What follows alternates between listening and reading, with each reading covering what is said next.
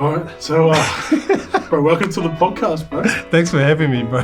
Bro, it's such a pleasure to be able to sit next to you, and just have a cordial, bro. Yeah. I just kind of want to go straight into it. Yeah, cool, man. Yeah, sweet. What got you into acting in the first place? It was kind of my parents, to be honest. I grew up out in Manurewa, and maybe my dad, well, probably both of them, mum and dad, just decided to chuck me into these drama classes at Nathan Homestead. They were just like after school drama classes. And then from there, I was kind of doing that for maybe, I don't know, a year or two, and didn't really like take it seriously or anything. It was just like a thing that I was doing after school. And then the drama teacher had put my name forward for like an audition for this film called The Legend of Johnny Lingo. I was like ages ago, back in like 2002. Yeah, 2002. And it was for like friend number 1 or something. And then I booked that job. And from there, I met this other kid on there. His name was Daniel Logan. He played like the young Boba Fett in Attack of the Clones. He was like, we were his friend or something on that film. And then he put my name forward to like his agent or something. They declined me. And then they like gave us a reference for another agent. And then that's kind of like how the ball got rolling. Was this all like high school, even before high school? Bro, before. Yeah, I was in my last year of intermediate. Yeah, that's right. I was at Green Meadows Intermediate. Yeah, I think it was my last year of Green Meadows Intermediate. Crazy. 2002, bro. Yeah, I was about 12 years old. So I've been kind of doing it for a long time, eh? Yeah. What was it like? Was drama like a big part of? Is that like basically like this is what I'm going to be? I want to be a performer. I want to be an actor. Nah, not really, man. I want to say I kind of feel like I got or had a hint of the bug, maybe when I was in primary school. Man, I wasn't very good in school. I was naughty as. And then we'd kind of moved around a couple of times. My first primary school was Manurewa East. I was naughty as in that school.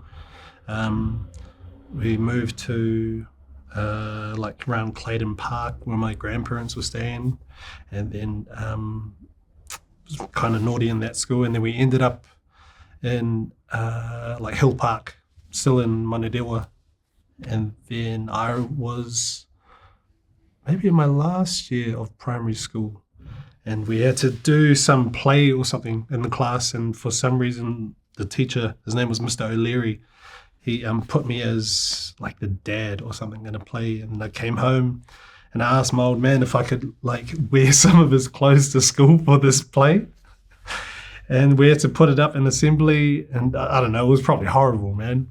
But I just remember like feeling validated at that point. Maybe because I was such a naughty kid. And then my teacher all of a sudden kind of like saw me in a different light. And then when he like kind of gave me props, or just, I don't know, like a gold star on the wall maybe for doing the play, I was like, oh, this is kind of nice. This is kind of fun. Yeah, maybe that was kind of like the small seed, but otherwise I never really thought about acting, man. I want to say I probably only kind of took it seriously in the last 8 years. Wow, really? Yeah. What was the dream when you were in high school? Like, what was this is what I kind of want to, this is the kind of career I want to follow? Bro, I don't know. Because in high school, I was kind of busy. I joined a theatre company. It's a company called Massive Theatre Company that I've been a part of since I was like maybe 16. So I joined them when I was in high school. And then I had booked Shortland Street when I was in high school. I did this show called Whānau for, I think it was on multi-television when I was in high school. And all of these like kind of jobs were just kind of rolling on top of each other. And I just didn't know that like I was really lucky at that point. So I kind of took it for granted. And I just kind of thought, this won't last. So I was thinking that I was going to leave school and just be like a PE teacher. Yeah, bro. Yeah. And then it wasn't until like leaving high school, work drying up, not booking anything, and going, oh man, I really miss it, eh? Like I just want to perform. Yeah. Bro, so interesting. Yeah. Was sports a big part of your life through high school and stuff as well and growing up? Not really, bro. I suck at sports, bro. My younger brother, he's mean. That our old man put us into like all the white sports. Hey, my old man's papa. So it was like cricket, and I was pretty stink at cricket. He put us into soccer. I wasn't very good at that. He put my younger brother into rugby. He was good at all of it, and I think as soon as I kind of found performing arts, I was like, oh, something I'm kind of like okay at. But yeah, no, I've never been like good at sports. Maybe basketball when I was in high school. I was all right at basketball, but never played for, I don't know, like Manurewa or just like rep or anything. Yeah, although it's like there's a lot of bloody good teams down there too. Yeah, bro. Oh, hard, hard man. to make those teams, even if you were like bloody hard out into it. Yeah, totally. Yeah, well, we were like so caught up in and one. I don't know if you remember and one, man. Yeah, and that was just like our lunchtimes every day, just trying to mimic like hot sauce and thinking that girls were watching us, and then we'd be like kind of cool, but nah, bro, no one cared. Like it didn't seem that cool at Papatoa High School. You talk a little bit about work kind of drying up, like not long after high school, that kind of period. When did you kind of get back into it again? So how long was that dry spell? Ages, man. Well, it's funny. It was like I was doing Shortland Street from say maybe like 16 through to 18, 19, and people in my age group were just going to university, and I was like, oh no, maybe I should just go to university. And I don't know, it's so silly, man. Like I remember someone saying to me, well, you know, you can't make a living off of this, and that always kind of stuck with me. It kind of annoyed me in a way, but then I also kind of like let that person win, and so I was just like, maybe I can't make a living off of this. So friends were going to university, so I was like, sweet, I'll go to university. I didn't know what I wanted to do in university, and I decided to do business of all things, like marketing and advertising. Bro, I don't know, so silly, man. And it might have been in like my last or second to last year of studying. I had still kind of like kept in touch with the theatre company that I was with, and Scotty Cotter, who's like an amazing actor, director, writer, he was part of the company, and he was still like teaching and performing with the company. And I remember we were having drinks one night, and I was just telling him, I was like, man, I just miss today, I just want to come back and perform. And then so he hit up Sam Scott, who's the creative director of Massive Company, and then we started having a chat, and that's kind of how I came back into the loop of just the acting world again. But man, it was like a pretty dry spell from, I don't know, 19 through to, I want to say like 26, 27.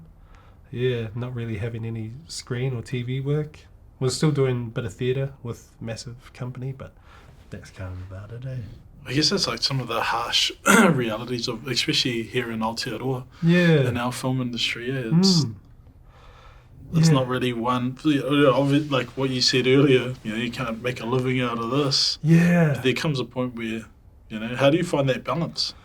I think the biggest realization for me was like, you really got to put in work outside of the work.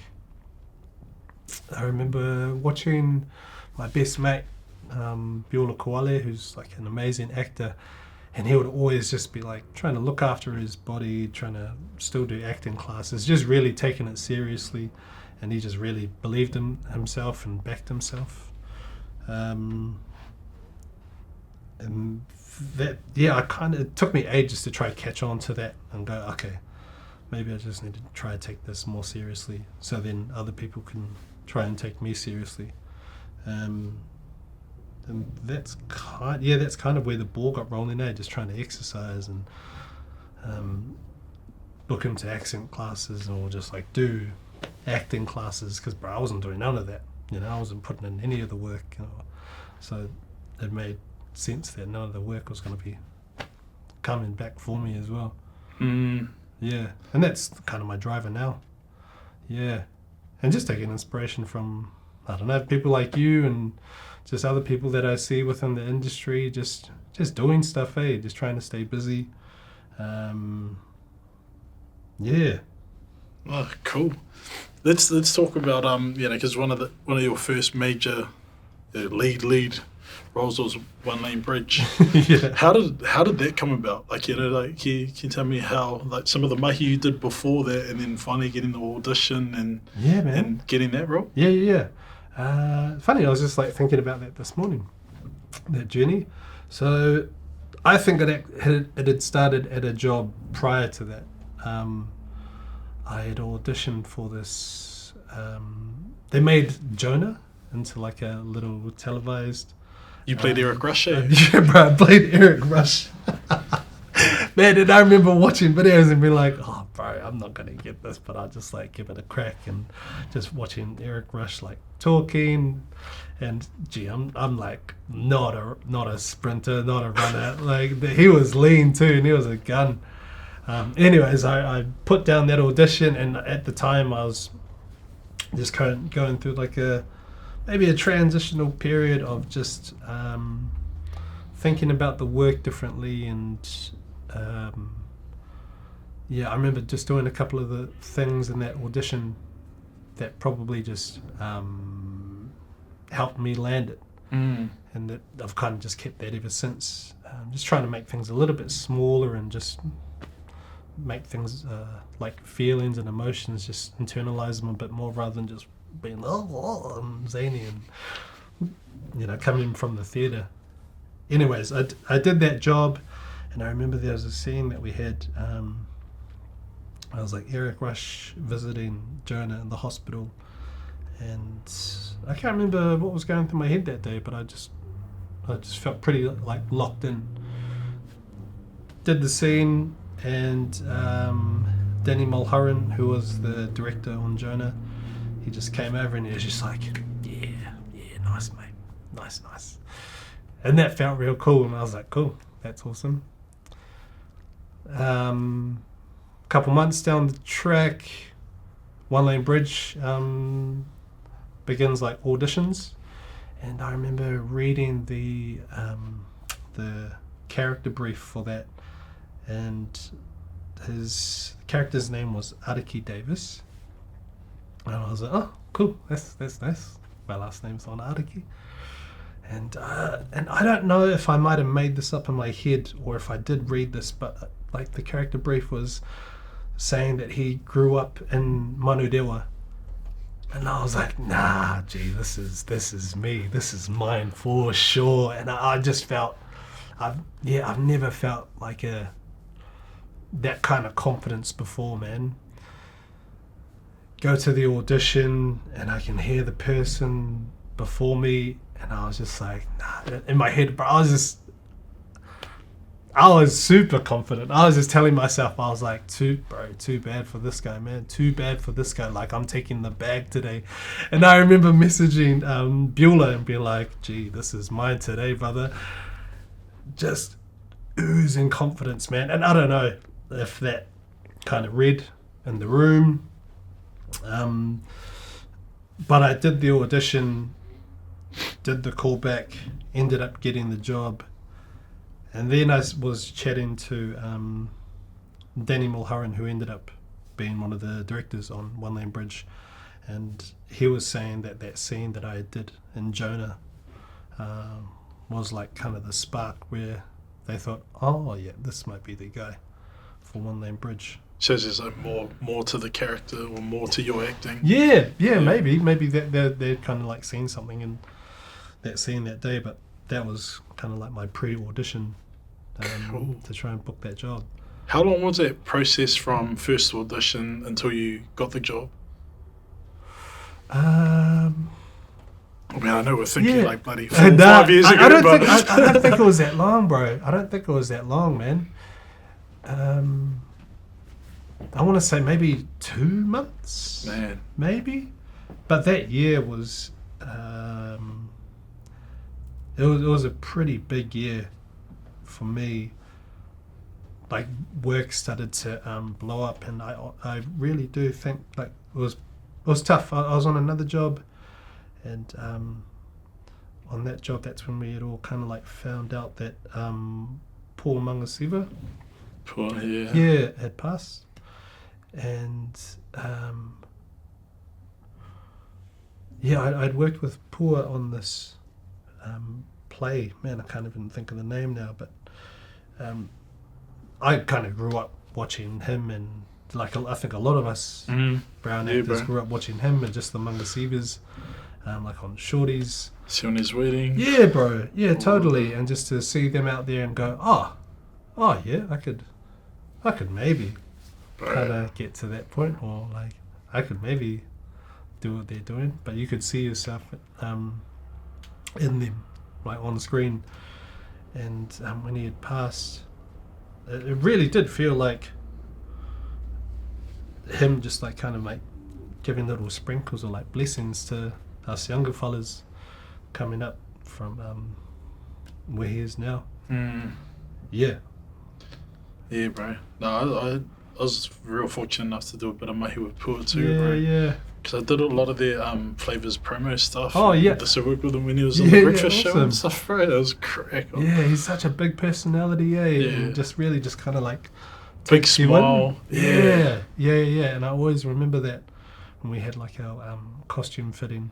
Was that first scene or something? I was just really nervous. I'd never met him before, but man, he just really just like takes you on with both arms, eh? Shows up on his motorbike. Oh. I remember he had like a red Golf or something at the time. Yeah. Sorry, G, I've just been going off on a random rant. No, it's all good, bro. It's like, it's kind of how the coordinator goes. Yeah. What were you asking before? Yeah, we were talking about the process, one lane bridge. So, Yeah. So, this was an important part of that, because that was the year that you got the job too. Yeah, totally. And like the same time that I got that job, I had booked this other thing over in Sydney. So I was just doing these 2 jobs at the same time. I was like, what is going on? And it rains and pours, eh? Yeah, totally.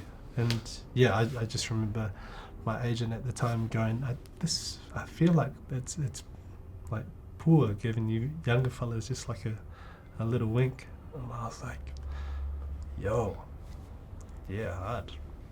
Oh, that's cool, bro. So then you did, you did 3 seasons of One Lane Bridge, bro. How special was it to be recognised for, winning Actor of the Year last year in 2023 at the TV Awards? Like, how special did that feel? That was massive, man. It just felt like validation. Yeah, validation of, I don't know, just the universe going, you're going in the right direction, like you're on the right path. And just like a nice nod to know that all the work that I've been doing, like coming up to that point, or just coming up to now, is just worth it, Yeah, but that show was massive for me, man. I was pretty green, I'd say. I'd never been a lead in a show, and then just to kind of be thrusted into that position, man, you had to learn really quickly, eh? I remember before the shoot, I was telling my missus, I was like, man, I might learn to play the guitar or something while I'm down here, eh? Bro, no time to do that. He was like, you're on screen every day. You're lucky if you get like a scene off or a day off. So just good learning to try and be on the ball, try to figure out what it takes to lead a show. I think my confidence, maybe even now, like isn't like the biggest. I tend to want to maybe hide in the background or just be in the back row. But when you're at that position.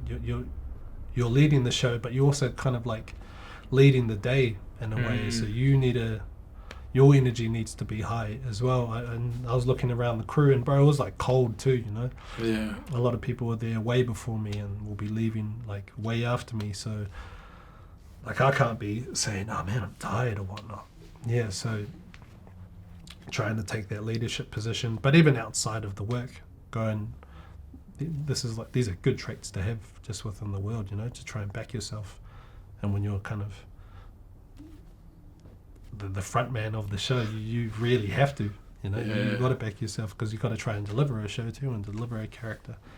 And I don't know if I did that maybe in the first or second season, but I've felt like, I've felt full, and I felt like more like I was backing myself by the time we got to that third season too.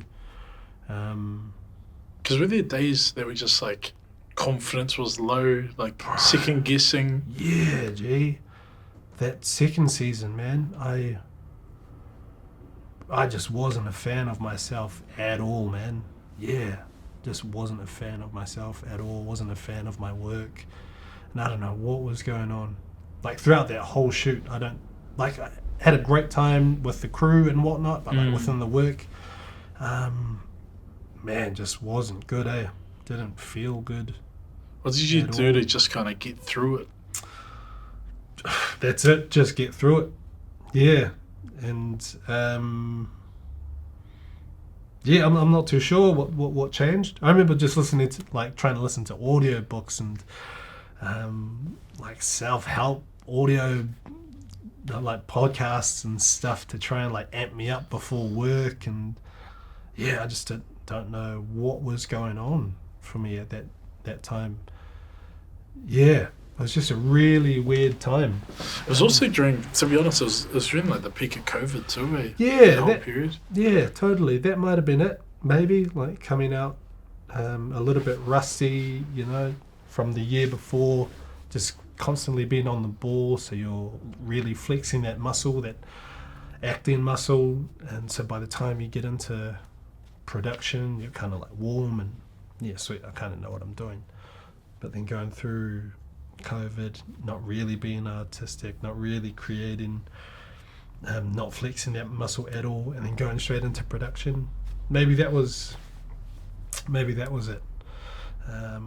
Yeah, I'm not too sure. What was the kind of mental prep that you wanted to do before season 3, before you kind of come back and really owned everything? Oh man, honestly, I just remember thinking I just want to feel like a leading man.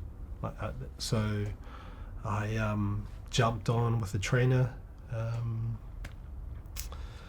His name's Tyrone Bell. I saw him because he was doing like nutrition and stuff for my stunt double. There's this fella named Cunny.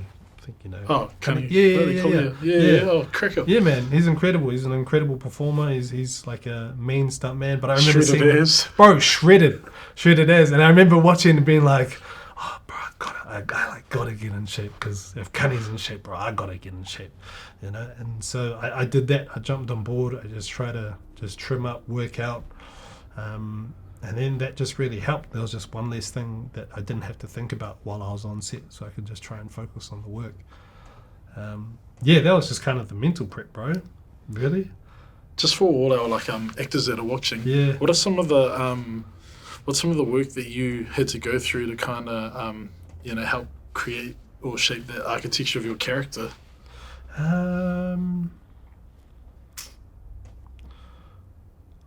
I guess like with that first season, it was kind of hard because you don't really know.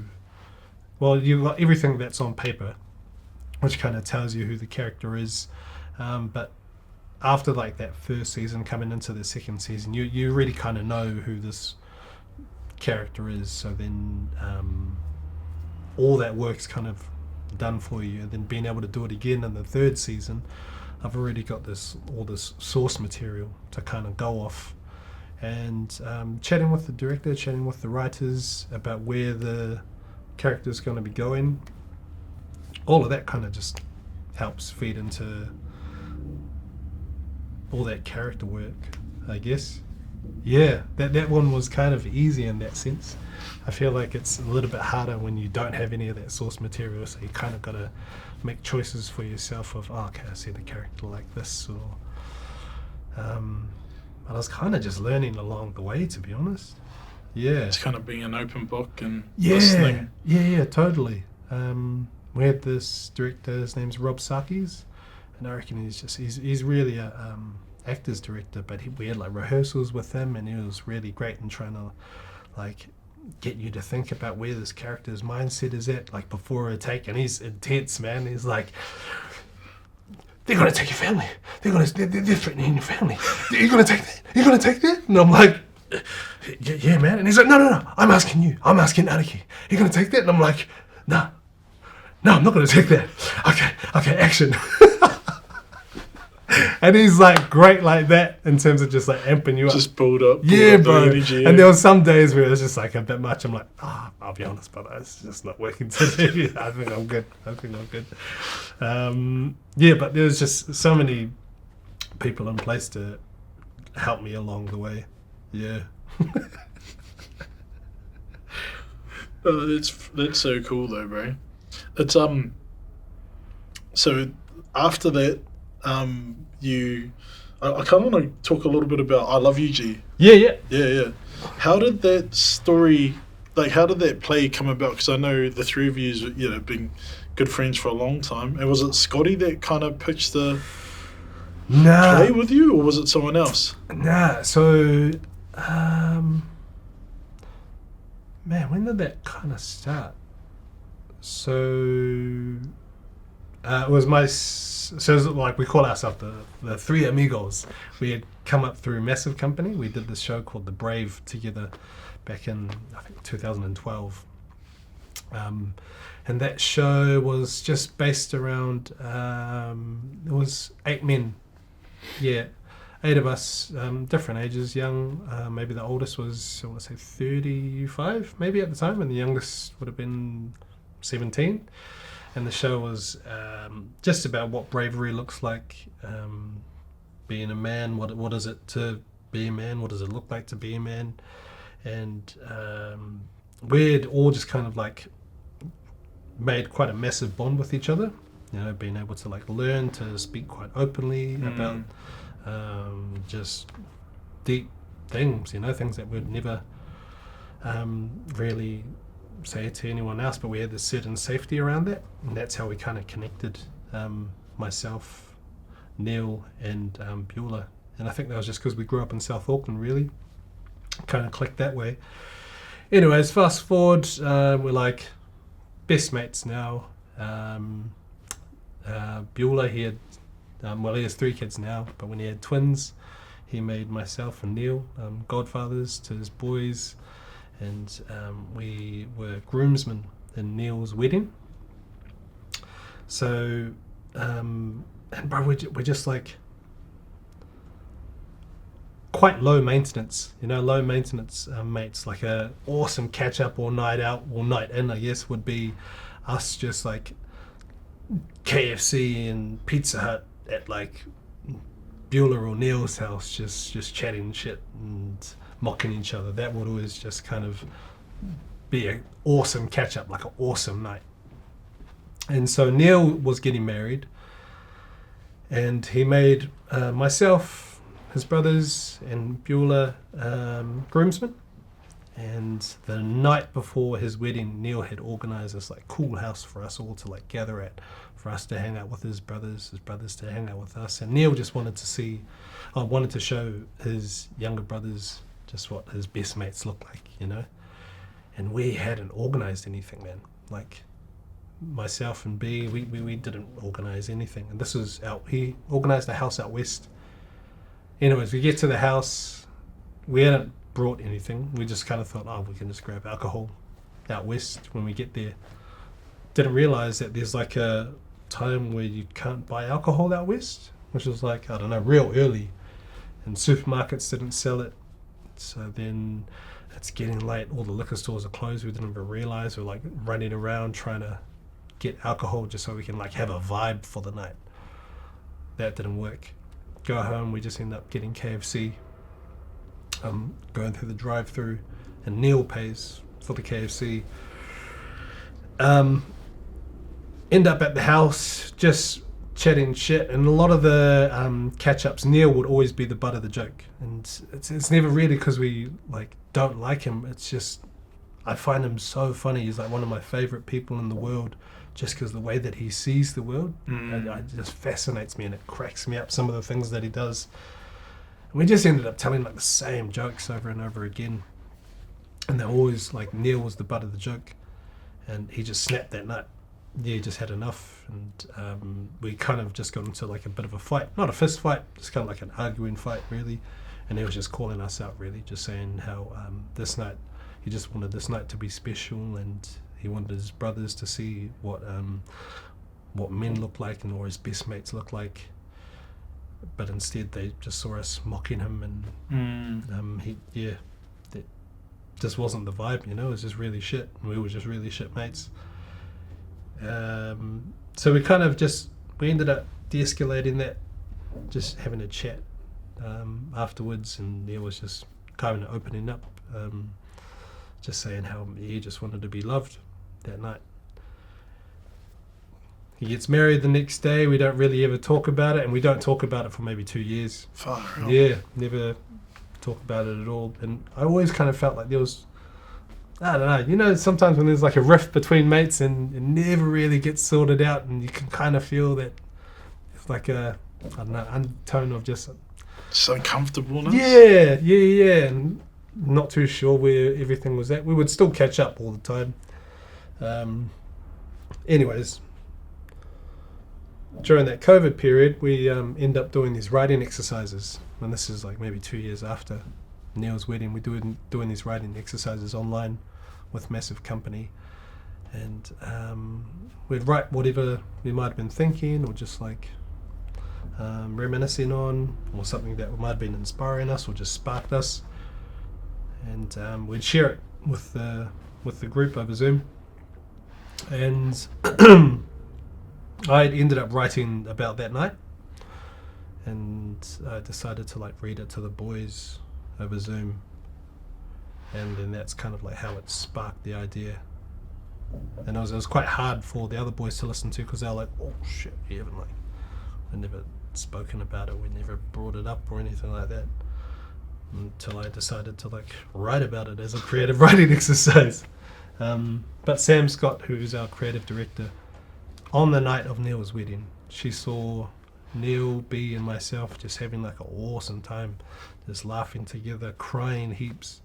And a lot of that was, you know, crying because we were really happy, like myself and B were really happy for Neil, but I think part of that was also just feeling guilt as well, watching our best mate, you know, getting married.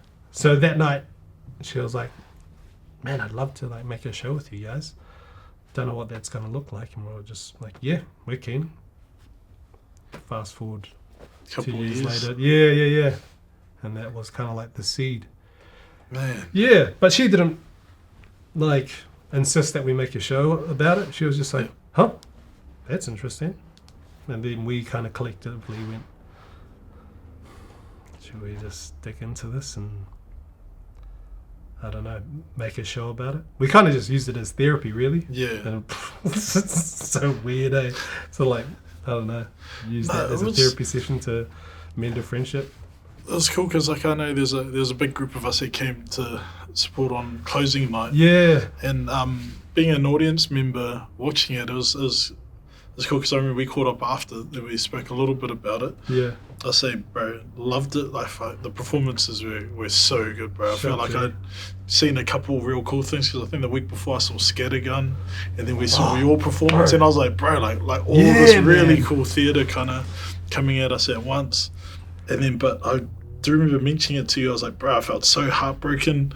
There's a part there where it was like after one of the big tension scenes, and then there's like a comic relief point where kind of like a happy yes cheery song comes on, and then all the boys are kind of dancing and performing and kind of having fun. Then we drop you low, then we pick you up again. Yeah. And then like that comic relief part, I know like a lot of the audience like laughed and cracked up and all that kind of stuff. But like for me, I was like, bro, like I was crying, bro. I was like, bro, this is worse because this is an external show that we often show when things are going hard.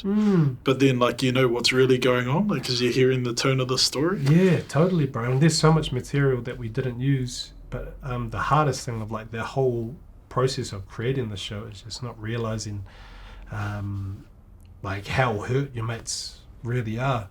Like B was in a pretty dark spot because you all of a sudden questioning your friendship, and are these guys really my mates? And I think Neil felt like he was like losing us, or that was just becoming the end of this great friendship. I definitely felt like I was losing my two best mates, and it's really weird to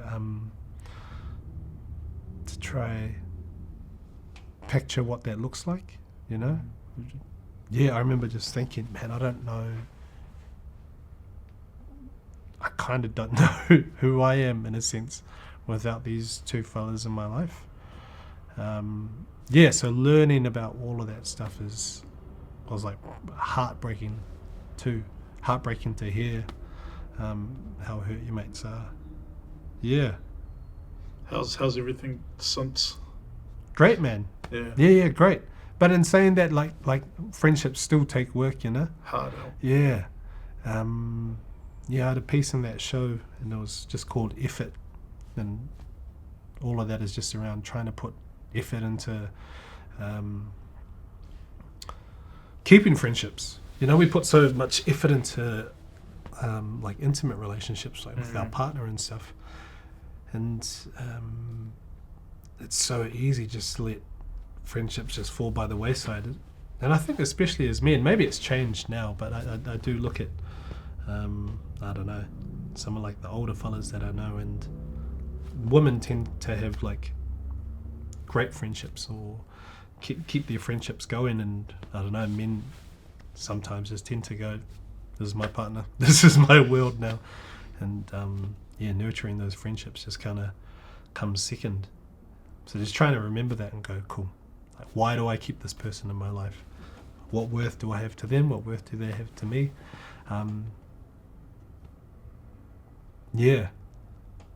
It's so easy to kind of just get like hooked into your work life, Totally. And like, you just make work 100%, you have your partner at home, but then you kind of let those other things kind of dwindle. And I feel that heaps, like I feel that in such a big way as an actor, because I can get real selfish, man, and I have gotten selfish, and I think sometimes I still do, because man, you're so fixated on just trying to like get to this point, and it is a bit of a lonely journey, and I get so focused on like doing the job or trying to get the job that like my mum and dad, they catch the brunt of it because they don't get to see me because I'm so busy going, I need to be at this like acting class, or I think I've got like I might have a job coming up, so I need to just clear that, or I don't, like my partner doesn't get me in a full capacity because I'm so just I can't hang out right now. I need to like learn these lines, or I need to go for a walk so I can get these lines. I need to go to the gym because I don't have any work right now, so I need to try to get in shape so I can get some work. And man, it's so easy just to go like that, and people just kind of just want to see you, they just want to hang out. They really might not care if you've got a job or not, or if you're in shape or not, or like if you know your lines or not. And man, time's fleeting, eh? Bro. I thought I was still an 18-year-old, and I'm not. Dude, wake up in the morning and you're like, oh man, my knees. Yeah, but also your parents are going through that same thing as well, man. My nieces are growing up so fast, and I'm just like, I heard this great thing a couple of months ago.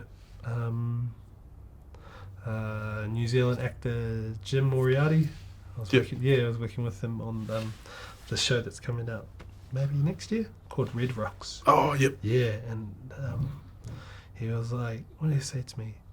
Can't remember the conversation we were having, but he said just to hold things gently. Yeah, hold it gently. And I'm like, yeah. I think we were just talking about the work and how sometimes it's real easy just to get caught up in all the work. So fixated. And bro. And it's like, bro, we're just making a TV show.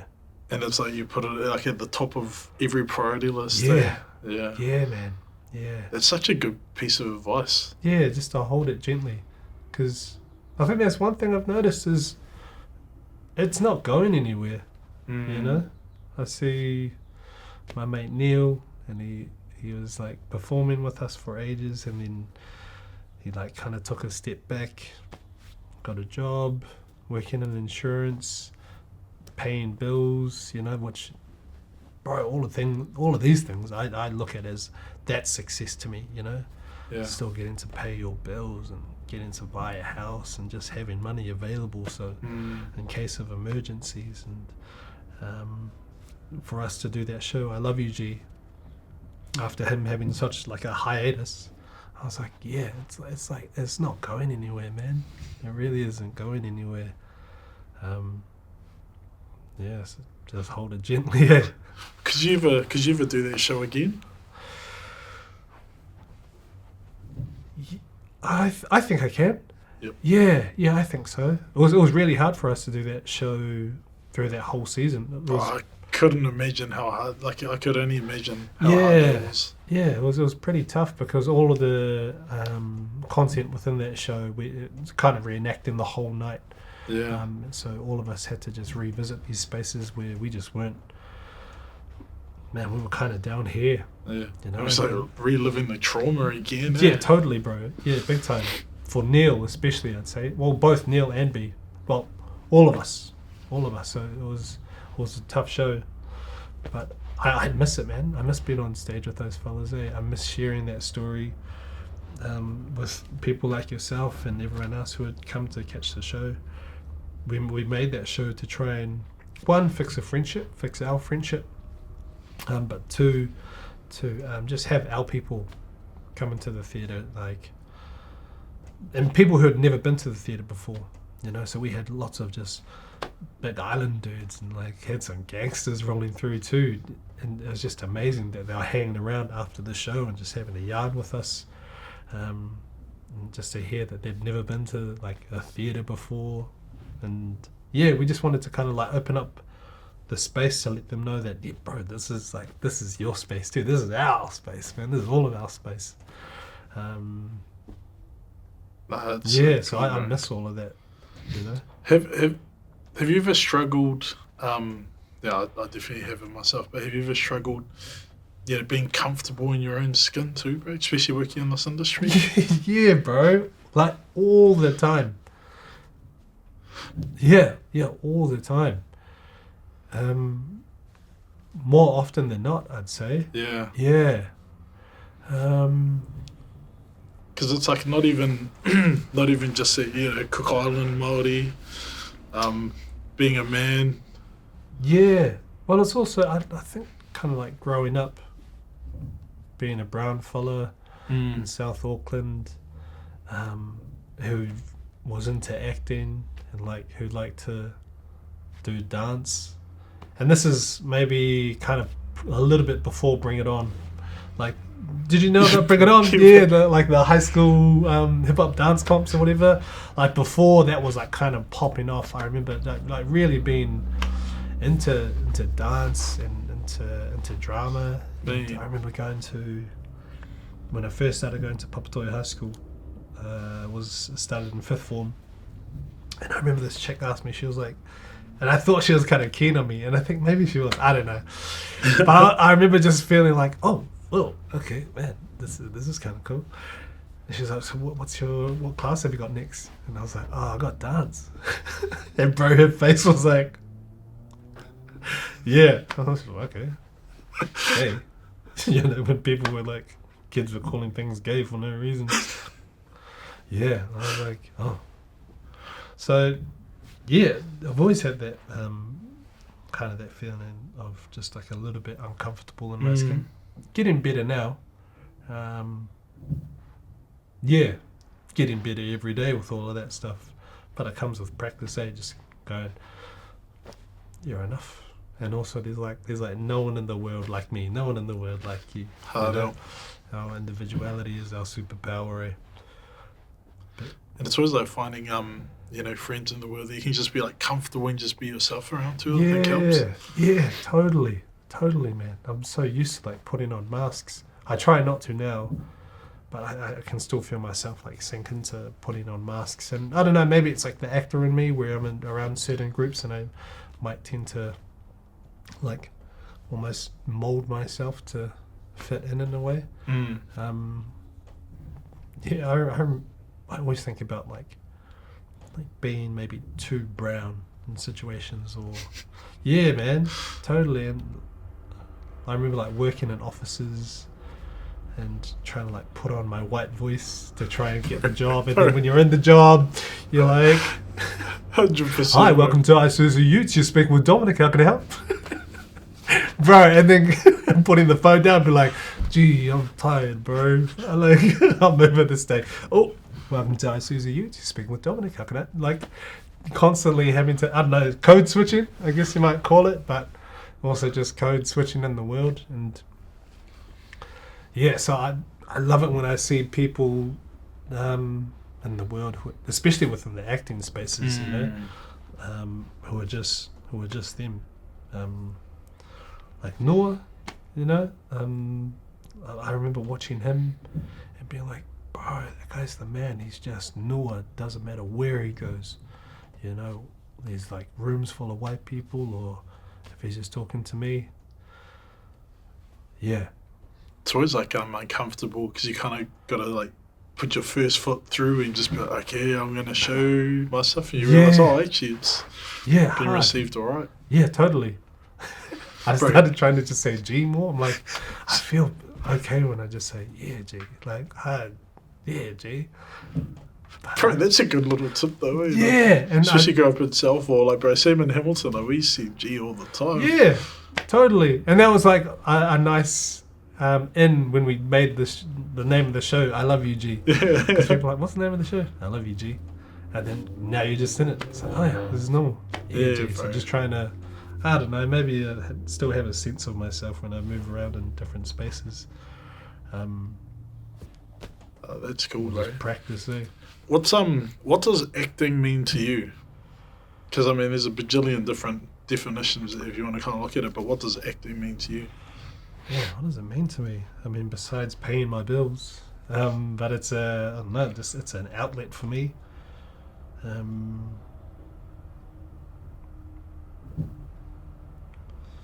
Yeah, I guess I kind of look at it as, it's going to sound corny as, but in some ways, like, this is what I can contribute to society in a way, you know, to try and be a storyteller in that sense.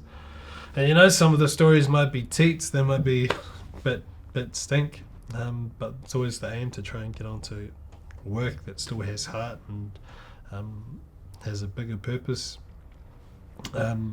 especially in regards to, like, TV and stuff. Some jobs you're just like, okay, just paying the bills, and then other jobs just feel bigger than the work. Yeah, I've never really thought about that, to be honest, bro. What it means to me. I couldn't do anything else, I don't think. Yeah, I mean, when people ask me, like, oh, I want to get into acting, like, how can I get into acting? I'm like, bro, don't. Like, especially if you're young, it's like, if you have to, if you really have to, and you just can't, you can't think about anything else, like, if you really just feel that pull to try and perform and be a storyteller in that sense, do it. Yeah, do it, man. But it's hard. It's hard. But it's weird. I love it, eh? Yeah, I love it, bro. I love the highs. I love the lows. Yeah. It's like without the lows, you don't really get to appreciate the highs, though, eh? Totally, man. Yeah, totally. And when you're on those highs, you're really quick to forget that, like, how low the lows were, you know? Yeah. And, you know, sometimes those lows change, sometimes the highs change. What's been one of your biggest learnings that you've taken away from it? Biggest learnings, man. Don't know. I mean, I'm learning stuff all the time. Yeah. And I don't really feel the weight of like each lesson until like miles down the track. I think maybe the biggest learning I've learned is that all of the learning kind of just comes within life. You know, that you can go to acting classes and you can read the books and stuff. This is just my personal opinion. You can do all of that, but if you're not living a life, like how are you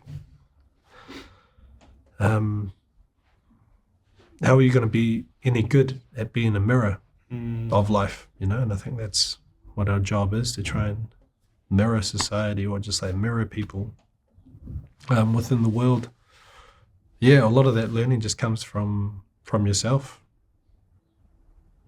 And life experiences and stuff. Yeah, totally, bro. Yeah, and I think that's probably been the best thing for me in terms of like not being like this so much, you know, and going like that.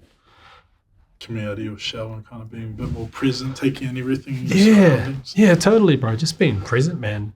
Yeah, catching up with your parents and catching up with family, catching up with friends, and trying not to avoid hard conversations and... Bro, that's hard though. Yeah, bro. How hard is it though? It's easy to say like, just don't avoid like hard conversations. Bro, hard. My missus will be watching this and be like, this guy talks the most shit. The most shit, because he doesn't talk at all. It's so annoying, eh? But I'm hella guilty of that too. It takes me like a long time. Like I gotta learn lessons real hard before I finally start implementing them. Yeah, man. Me too. Or like... Or even just like if I'm in an argument or something, or if something happens, like I'm purely thinking of like my partner and I, if we're having a disagreement or something happens, I'm not very good at like being in the moment and clicking that I like don't agree with something or didn't feel good about something. I'm such a yes man too. I'm like, yeah, all good. And it's not till like a week later, I don't know, I might be driving or something, and then I'm just getting pissed off at this argument that happened a week later, and I come home and Mrs. like, what's wrong with you? Nothing. You know? But I guess it's the importance of like trying to acknowledge that, eh? And bro, how hard of a skill is it to acknowledge that it's an issue that you kind of have, in little bits of work you gotta kind of keep doing. Yeah, for sure. And I guess like outside of me with my partner, being brave enough to like say that you don't agree with something, like with other people, you know, if you might be in a social setting and someone says something, you're like, nah. Hard out. Yeah. Bro. Especially when like I always find like at least like film, TV, media industries like quite like each job's like different, and you kind of got to go, oh yeah, if I'm enjoying this, you know, just go with the flow, just to kind of get it. But like as you get older, you start learning to go like, leave that room, bro, you're like, I'm out of here. This is weird. Also, I don't know what they were talking about. Yeah, crazy. Wow, bro, too much of that. What are they talking about? I don't know. I also don't even know who that is. I also don't want to know what that is. I don't want to know what that is. Yeah, totally, man. Yeah, I'm just cracking up. I mean, like it's real cool seeing how much money you're getting, how much work you're getting. Yeah. And bro, you're juggling like multiple agents too. How does that work? So you got a Kiwi agent. Yep. You have an agent in Australia and a management team in America. Yeah. It sounds fancy, but I mean, it's only cool if you're like getting work, eh? And I remember like, my acting agent over here, they're amazing. And then when the American management team came on, I didn't seek them out. I think I didn't even know how they found me, but I remember having a Zoom and being like, yeah, this is it. This is where it begins, baby. Nothing, G. It was like mad quiet. So all of that's like real cool, but the greatest thing about it is that it's just like a wider net. That's kind of it. Potential opportunities. Totally, bro. Yeah. So I just kind of think my New Zealand agent, great at booking stuff here and like in Oz as well and overseas, like further overseas. But then I just always kind of thought I like the stuff that Australia do, and I'd always wanted to kind of do more work in Australia. So my goal was to try and get an agent in Australia. With the help of my agent here, managed to set up some meetings over in Sydney, and then signed on with an agency called CBM. And maybe it's been like a year or so, just hadn't really booked anything with them. They were sending through auditions, which is kind of like the main reason why you'd want that wider net. And then managed to like book some work with them recently. And the only kind of like juggling bit is, say, that you just got like kind of got a split commission. So Aussie agent gets some, New Zealand agent gets some, because if you're doing work for one agent, that takes you out of the mix for the other one. Yeah. But yeah, that's kind of it, man. I always looked at those things and I'm like, like when I only just had a New Zealand agent, and then, I'd see people might have like a English rep or an Australian or American rep and be like, damn, they've like made it. They're flash, man. They've made it. But part of the evolution. Yeah, I guess so. It's just a wider net. That's all it is. Doesn't do anything if you're not booking anything. Hard help. What's a dream from here? Because I mean, it's fucking so cool. Like for what you've already achieved, bro, it's like a dream for a lot of people. How do you keep staying hungry and acting? How do you keep pursuing the things you want to pursue, and where do you want to get to? Man, I'd love to just be able to kind of just be okay, just working constantly and not really have to worry about, how am I gonna pay rent? Because it looks busy and it is busy, man. But it'd be cool I'd love to try and crack that American market, or I don't know, like a Netflix job or something, or just something quite big scale that I can really sink my teeth into, just kind of really push me as a performer, but also just be safe, like financially, Set yourself up for the future. Yeah, totally, bro. Totally. Because, it's funny. Like, it looks busy on the outside, but, you might be working for 3 months, but then you'll be off for 3 months, and people don't really, like, see the in between for, like, all these jobs. So I also just got to be a bit smarter with my money, man. That's about it. My missus is great at that, man. She's amazing. But I don't know. Grew up with no money, so like now that I got money, I'm like, yeah, baby, balling. Yeah, harder. You want to upsize, bro? Upsize, bro. KFC for all the boys. I got you. Yeah. No, all good. That's the dream, man. Yeah, I'd love to. I don't know. I'd love to do something else outside of acting as well. Still within the world. Yeah. But maybe like a directing or producing. I'm not too sure. But I just really love acting at the moment. I was going to ask you if you'd ever be keen to direct in the future. Yeah, I'd love to. I think I'm just scared. I need to stop saying that. Nah. Yeah, I am a little bit scared, but I was just thinking, I need to stop saying that, because the more I say that, the more I just don't do it. But yeah, I'd like to. It'll happen. Bro, definitely, bro. Bro, there's so many people that'd be so keen to help you on that journey too. Totally. And I think...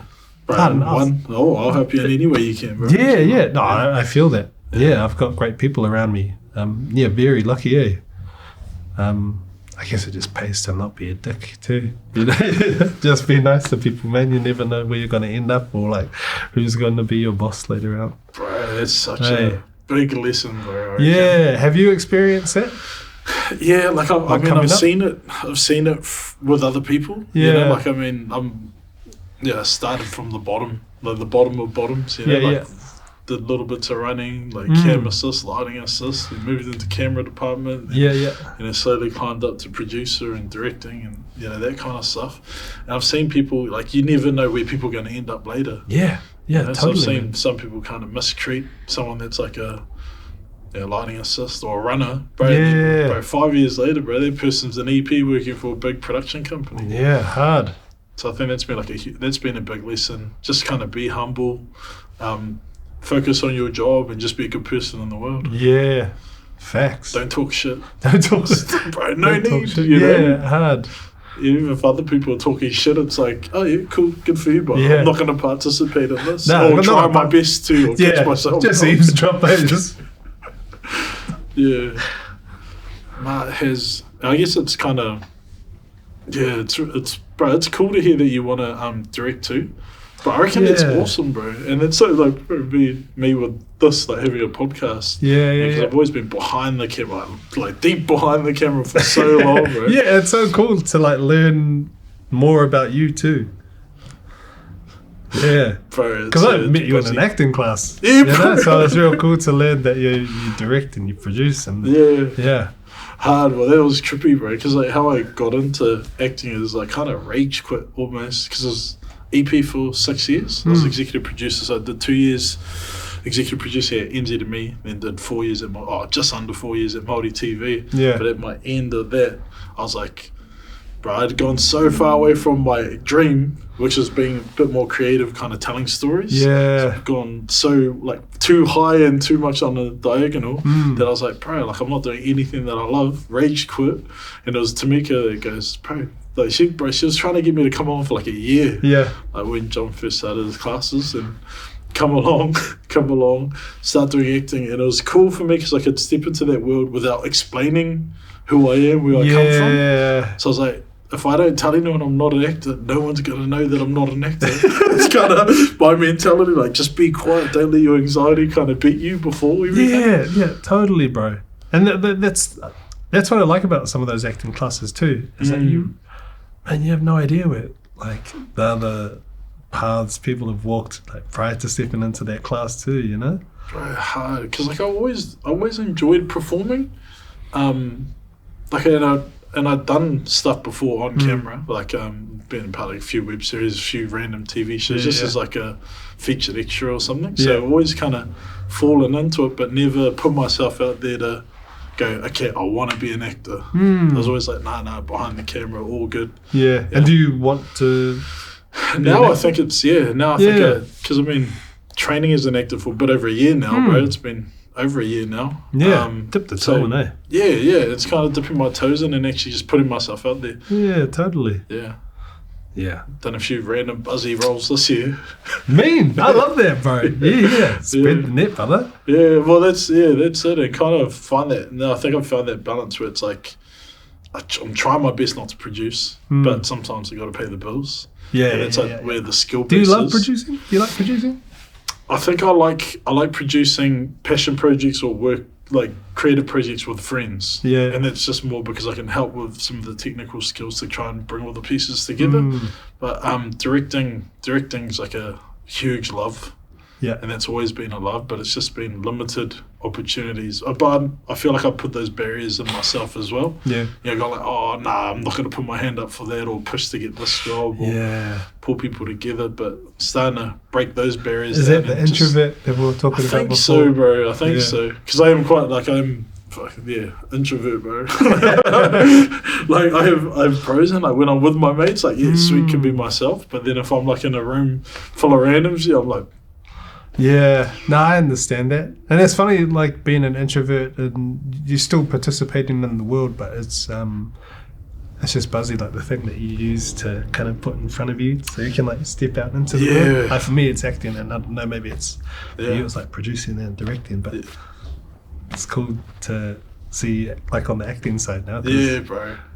We get to see you now. Well, bro, it was busy because I still think about one of the classes that we were in, because it really helped push one of the barriers that I had. You know what it's like growing up as a brown boy, in the 2000s, and everyone's like, oh, don't be a gay, or don't touch me, or do this. So like it was always quite standoffish. And I remember we had to do a lesson, with one of our acting lessons was me, you, and Justin Rogers. And just it was being in each other's personal space. Yeah, it was like close your eyes and like just being in each other's personal space, and then like, you know, like what was it like to hold hands or touch hands? And bro, I was like, before that, I was so uncomfortable. And I think it's, it comes down to a lot of things. Oh, bro, it's a pretty vulnerable space to be in. Even like I notice, like just looking people in the eye, like when you're talking to them, that can feel quite vulnerable as well. You know, yeah, I think a lot of people feel a bit naked when they feel seen, or can feel themselves being seen. Definitely, because it is quite uncomfortable, especially when, I don't know how to word it, but I know exactly what you're talking about. I remember we were chatting afterwards, and you were like, "Whoa, that was weird. I've never," and I get what you were talking about. It's just like being in each other's personal space and being okay to like have people touch you, or like, you know, hold you on the shoulder, or you know, like, just being kind of intimate in that setting. Totally, man.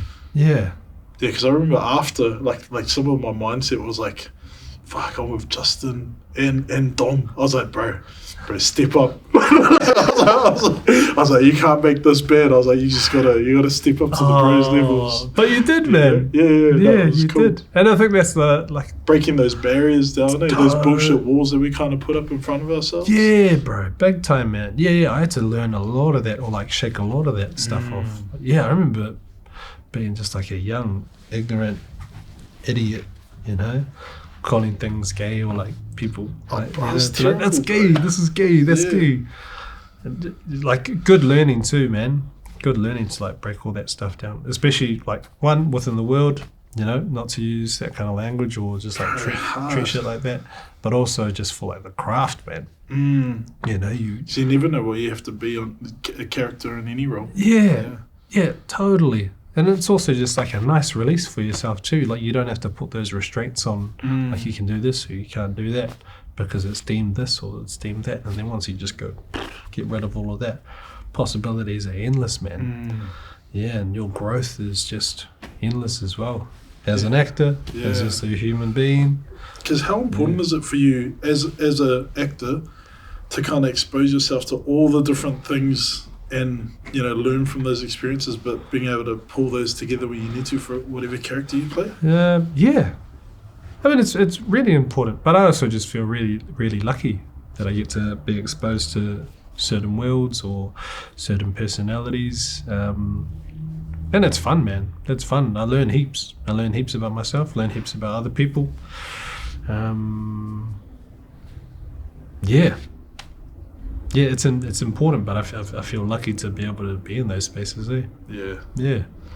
What are you we'll wrap this up in a minute, but what are you grateful for? When you look back on, you know, the career that you've had or the life you've had with your whānau, and what comes to mind? Honestly, everything, man. Yeah. I always think of like being grateful for Samantha Scott coming into my life, our creative director of massive company, because she was a massive part in just changing the way that I viewed the world and just taking myself seriously as a person and as an artist. And then that stems back further into like my parents like choosing to put me into after school classes of acting because they just saw that I was a bit of a clown, you know. All of it, man. Yeah, the goods and the bads. Yeah. It's pretty I don't know, it seems like such a basic answer, but no, but it's always, there's so much more nuance in that, eh? Like, there's so much in it. Yeah, totally, man. And I think I think of one thing and I'm like, oh yeah, which leads on to this. Oh, and then I wouldn't have done this. And yeah. Yes, I know. Sometimes every now and then I wonder where I might have ended up. Because like my old man, he's not my biological dad, but He's my dad. Yeah. Yeah. So he I got came one in. of those too. Yeah. My old man came into the picture when I was 8 years old. And so, I mean, that's pretty huge in itself, you know, for someone to like take on a family and go, yep, you're mine. Bro, hard. Yeah, man, like that's huge. So, and some, you know, without him, I don't think that I would have done acting classes, because, you know, without him, we wouldn't have moved to Hill Park, and then we wouldn't have been close to Nathan Homestead. And so every now and then I think, man, imagine if he didn't come into the picture, like where would I end up? Who knows, man? Yeah, I was naughty as, so. No, it's so cool, bro. And like, especially, yeah, like I grew up with a stepdad as well. Yeah. I think my parents separated when I was like, bro, it must have been like 3 or 4 years old, and then stepdad came into my life like a few years later. Wow. And, bro, and like I always think back, because like me, like when we were younger, had a bit of a rough period. Yeah. But it was like me being the oldest boy, me and my younger brother. Oh, true. Is it just you two? Like, yeah, it's just us two. There's 4 of us now. So my Yeah. stepdad ended up having 2 kids to mum. Oh, cool. But bro, he's my dad. He is my dad. Yeah, You know? totally, man. It's like a mid-30-year-old dude that's got, you know, like imagine us now going from having no kids to inheriting 2 kids straight away, bro. I know, how shocking bro. that is. Yeah, I know. I think about that like often now. Yeah. Yeah, just how big of a step that was for someone to go, yep, Yeah. I love you, and I will love your family like they're mine too. Yeah. No, I think it's so Huge, cool. bro. How do you think the industry has changed over the last decade, for you know, just being a Polynesian man in the industry? Oh, bro, I'll be honest, shout out to The Rock, man. Like, bro, seriously, I think him being on screens helped put brown people on screens, so then we no longer had to be, I don't know, pretending to be Mexicans and shit, you know? Dude, I remember, I don't know, like doing acting classes earlier on and then being like, yeah, so you'll probably be going for like Latino. And I remember going, yep, okay, cool. You know, maybe because Cliff Curtis was a Latino, and he was gangster, he was the man. But Those being some of the only opportunities, that were there for us back then. bro, and not just me, like my mates had been told too, like in American accent classes, being told, yeah, you'll probably be like a Latino. Or shame, G, bro. Look at us now, baby. But it's yeah. Well, bro, you like your lead role on One Name Bridge, like you played a Cookie. Cook Island Māori. Yeah, right? man. Yeah. Like, it's cool that where we're at now. I like it where we're at now. Yeah, just the other day, it's funny though. Sometimes I still get like auditions for like characters who aren't my ethnicity. I'm just like, bro, you know, there's like other gangster actors within New Zealand who are this ethnicity. You know, like. Thanks, that's cool they want to see me, but try them first, you know? Yeah. And if they still want to have a look, then cool, we'll give it a jam and maybe change a few things. But I like where it's at, man. I like it. It just feels cool to be acting and be an islander. Yeah. Growing up, so many people were like, think I was Māori, or think I was Samoan, or think I was Niuean. I was like, shot, me. I'm not. But yeah. No, that's nice. That's cool, bro. Yeah. I really, really appreciate you coming in, bro. And it's like, bro, so awesome to explore all the things we kind of chatted about, and sure, G. you know, Thanks for having me on. Seeing where you are now, checking in, bro, Yeah. and then Thanks, bro. How cool is it going to be, you know, in 5 years' time, we're going to look back at this chat and what we've achieved, bro, and what else we can kind of achieve. Totally. Well, it's well shot for just like making all of this too. Yeah, making all of this happen. I probably just rambled on about nothing most of the time, to be honest, bro. Nah, bro. I think it's just cool because, like, you know, a lot of us, you know, a lot of people, especially, you know, a lot of young Polynesian kids, bro, would would see you on screen or seen some of the characters you've played. Yeah. And a lot of us get an idea of what you might be like from the camera or the Yeah, TV that true. we see, but we don't actually get to see the person. Yeah. It's because I wear all these different masks. Yeah, no, that's cool, and that's a good reminder too. Trying to remember that, like, there's, a younger Dom out there who might be like looking and going, that could be me, and they're right. It can be you. Yeah, that's And a all good you need to reminder. change is like one person. If you can inspire one person, bro, it's enough for me to keep doing the things that I do. Yeah, totally, man. I had a mate tell me, this was when I was like on One Lane Bridge, and I was like just not having this is during my period of just not having a good time and just being like, fuck, I'm so shit. And he was just like, you're not, bro. My doctor loves this show. Think about my doctor, bro. And I was like, yeah, sorry, man. Yeah, 'cause even if it's just one person, do it for them. Because same in theatre, you know? Even if it's just one person, give them the best show ever. Yeah. Is there a preference for you over theatre or on-screen work? I love theatre, man. Yeah, I love theatre. I love being on stage. And, I don't know, there's like pros and cons. Is there cons?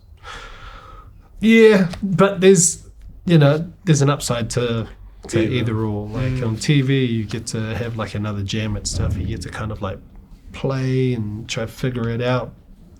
Money's a bit better, but theatre, it's just, I don't know, it's just like you're constantly on the edge and you're not too sure where things might land because the audience might not respond to something, and sometimes that might dictate things in a different way than it did the night before.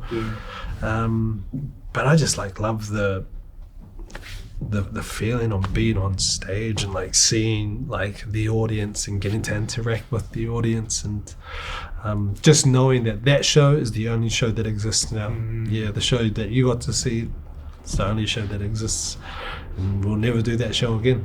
Next night's going to be different. Same for the next and the next and the next. Yeah. Man, I was trying to wrap it up, but now another Sorry, question kind of popped in. No. It's a good thing, bro. It's really cool. But it's something that it just reminded me of, like, you're going to know straight away where I'm trying to get to with this, but who's a performer or who are performers that you kind of love seeing, and what are some of your favourite performances you have seen? I mean, I'm pretty biased, man. I feel like I'm in the circle of like my favorite performers. I remember there was a show. Damn, what was it called? It was a show written by Sam Brooks. But Reed Peters was in there, Miriam McDowell, and I remember watching that and like standing up, being like, yo, like feeling G'd up, you know? It's like, bro, I want to just go train or something. I'm like gassed off of that show. Scotty Cotter is like one of my favorite performers ever. And, you know, growing up, I always kind of watched Scotty Cotter and wanted to emulate him. And I just like loved the way he moved on stage. I loved the way that he was himself within the world. And always just being like, damn, I just want to try and get to that, or like get an essence of that. Beulah Kowale, of course, beautiful actor. Anna Scotney, yeah, man, like watching her perform, bro, moved me, man, and she's such a great performer. Just constantly envious of like these people. Hard. Yeah, so many, man. Yeah, but that's all I can think of at the top of my mind. No, it's cool because it's like we're in the middle of it now, and you kind of see a lot of these freaking awesome performers. Yeah. Kind of doing their thing. Totally. Like in the prime. And that's the great thing about New Zealand. New Zealand's so small that you actually get to kind of interact with these people. Just rub shoulders, but also be an admirer of their work, you know? And bro, we make some gangster stuff in New Zealand, bros. Yeah. We're mean. We are mean. I agree. We're so good. Yeah. And I think it's only just going to get better. Yeah, totally. Cast, crew. Yeah. Yeah. I just can't wait to see like the stories, just more stories that come out, and I want to see more of New Zealand on screen, but I just wanna like see more authentic real New Zealand. drama. Yeah, man. See, I mean, I feel like it's controversial, but can't we do too much comedy? Yeah, You know, like Yeah, I'm yeah, not saying yeah. that like, in a bad way. You just wanna but it's hit like you. I'm just keen to see other flavors that we kind of have. yeah, totally. I do. I really like watching some like mundane things in the world. Yeah, You know, no, not mundane, but you know, like when you're in the world, whatever is personal to you, whatever's going on in your world, that's the biggest thing right now. Like whatever's going on for you, that is the world. yeah. And I think it's just nice sometimes where you get to have like a little inside peek of what's going on. Like a moment in time almost. Yeah, totally. Or like what that might feel like, or I don't know. Maybe that might also be boring. Maybe I should just watch reality TV. Nah, But there's so much reality TV, Don't bro. do It's that, like, bro. gee, chill. Yeah. Too much, we always overdo it. Nah, bro, but thank you so much for coming All on good, today, bro. bro. I really appreciated the cordial, bro. Like Same. I always enjoy our chats, and you know, Me too, G. bro. It's cool, bro. And love what you're doing, bro. Just keep doing it. You too. Yeah, thank you, brother. Shut, G.